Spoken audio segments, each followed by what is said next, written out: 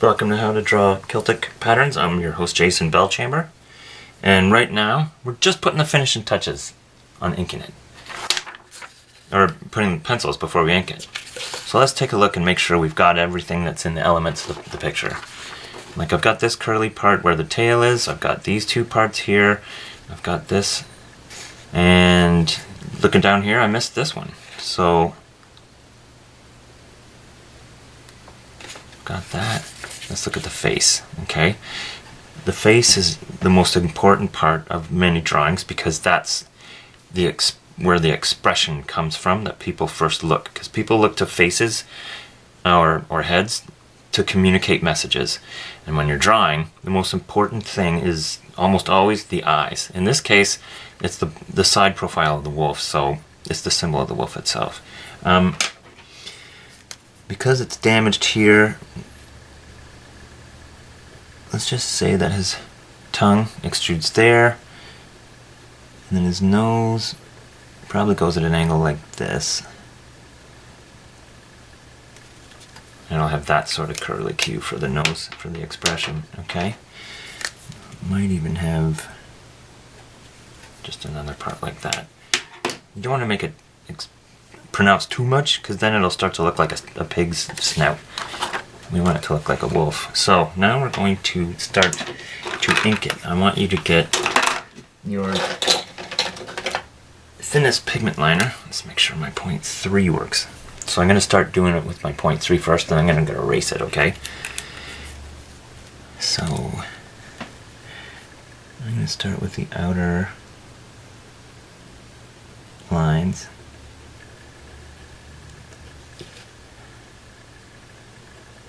Up to the shoulders.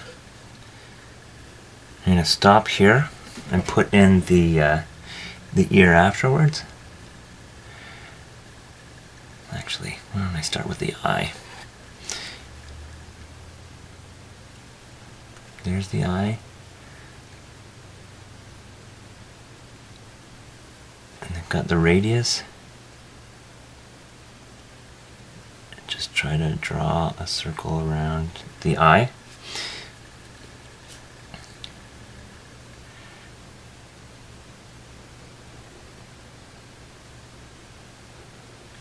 I'm going to come in and draw the mask. Now we look to the nose. And it's a little sharp. Now, keep looking at the drawing for the expression that you like and then follow your lines, okay?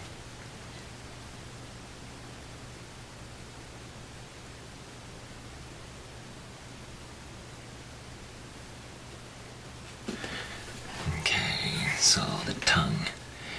The tongue starts from back here. It just goes a little bit out. It doesn't look like you can see any fangs. The nose, because it's a smaller, I'm just going to do one line like this. The ear.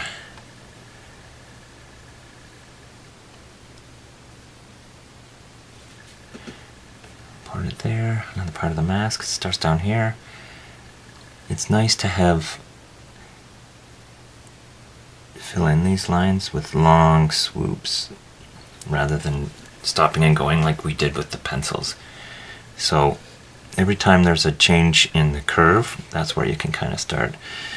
So we want to meet up with this line here. So I start to draw up the neck and then to the curve of the face. Then we look to the outer elbow here. And then to there. Let's do that far leg.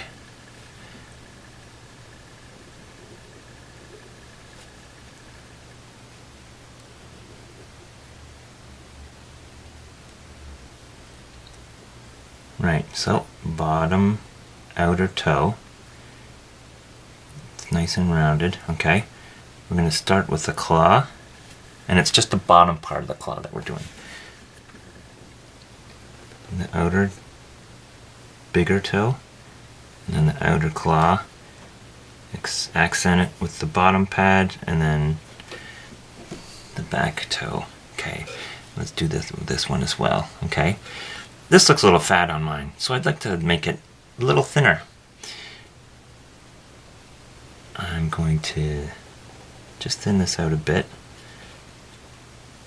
This back, I kind of want it up here, so I'm going to start at this elbow. Have it here. Start with the inner small toe. There's the nail. The bigger middle toes there. Not much room for the pad, but I'm just going to make a little fat line there. And then a little bit of the back toe there, okay? So let's look at, right now I'm looking at the back feet here. I like the position of this one, okay? So I think, should I do that first or the belly? I think I'm going to do the belly.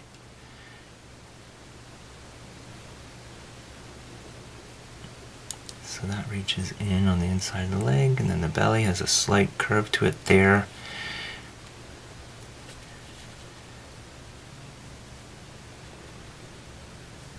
I've made that a little thinner, because usually this part of the muscle is much wider and thicker for strength. So bring this down, draw the bottom, the pad, inner toe, accent it with the nail, bigger middle toe, there's the nail, a little bit of the inner pad, and the back pad there. So let's do the back leg. Just going to start it with the back of the buttocks there. So there's the back elbow. This moves me. I want this leg to be like at the same length here. This one should be the same length as here. That way it looks like it's actually walking. So inner small toe, there's a nail, bigger middle toe, there's the nail, not a lot of room for the pad, a little bit at the back pad right there, okay? And let's curve the tail.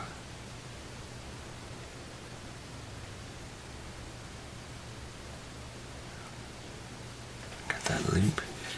Okay, now let's start doing the accents that they've got. I think I'm going to start with this one.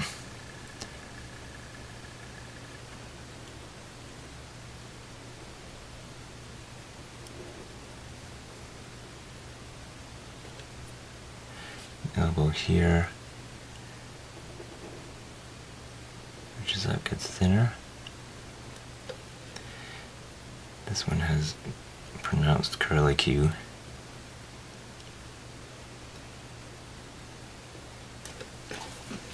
So we're going to do that one there.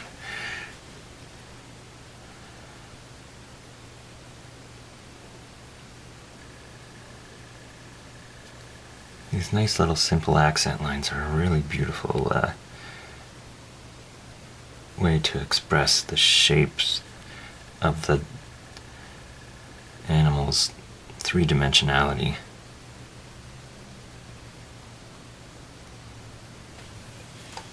There you have it. Okay. So the next part, we're going to lightly erase our lines and then start to crosshatch it.